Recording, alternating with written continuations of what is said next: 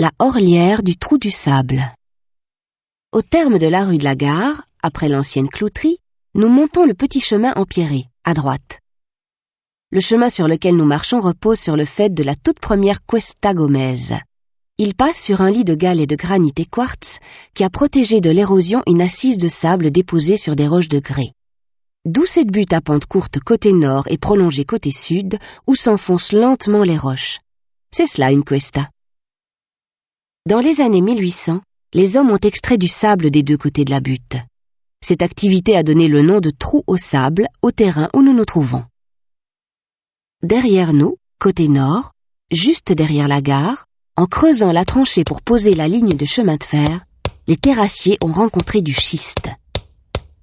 C'est ce qui reste du pied de la montagne hercynienne, datant également de 210 millions d'années, et dont subsistent les sommets érodés de l'Ardenne, forêt au-dessus, schiste et granit en dessous.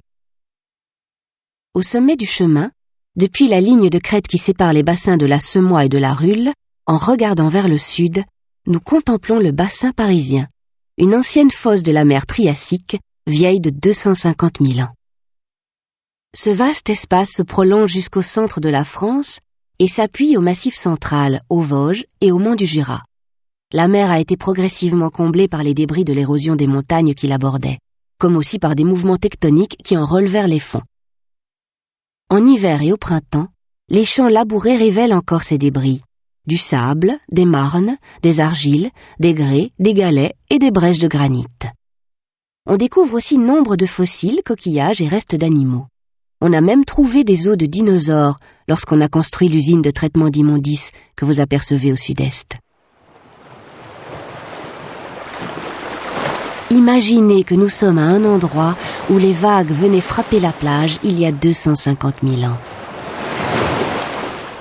Plus on s'éloigne vers le sud, plus les galets sont fins et plus les couches sont profondes.